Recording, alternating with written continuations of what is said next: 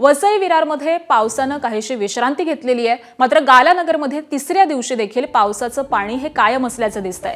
नालासोपारा पूर्वेतील गालानगर परिसरामध्ये परिस्थिती अद्यापही गंभीर आहे। इथं सलग तिसऱ्या दिवशी देखील रस्त्यावरती पाणी साचलेलं असून परिसरातील भाजी मार्केटमधील अनेक भाजी विक्रेत्यांच्या हातगाड्या या अजूनही पाण्याखाली आहेत। त्यामुळे स्थानिक व्यापाऱ्यांचं मोठं नुकसान होत असून विद्यार्थी आणि कामावरती निघालेल्या नागरिकांना देखील गैरसोयीचा सामना करावा लागतोय। दरम्यान पालघर जिल्ह्यासाठी आज ऑरेंज अलर्ट जारी करण्यात आलेला असून पुढील काही तासांमध्ये पुन्हा जोरदार पावसाची शक्यता हवामान विभागानं व्यक्त केली आहे। सध्या परिसरामध्ये ढगाळ वातावरण असून नागरिकांनी सतर्क राहण्याचं आवाहन आहे।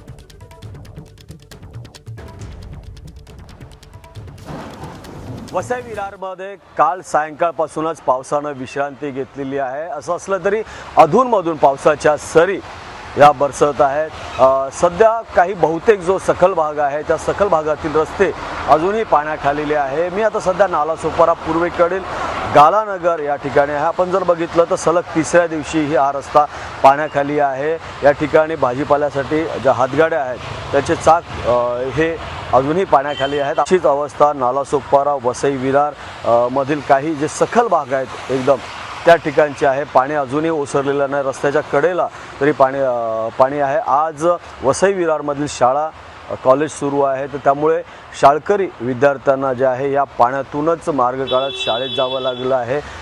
तर त्याचबरोबर कामधंद्यासाठी निघालेले जे चाकरमणी आहेत तर त्यांनाही या साचलेल्या पाण्यातूनच जावं लागलं आहे। सध्या पालघरसह वसई विरारला ऑरेंज अलर्ट आहे।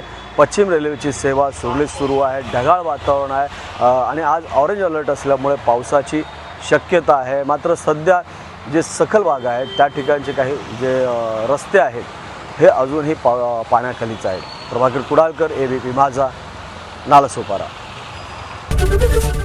एबीपी माझा, उघडा डोळे बघा नीट।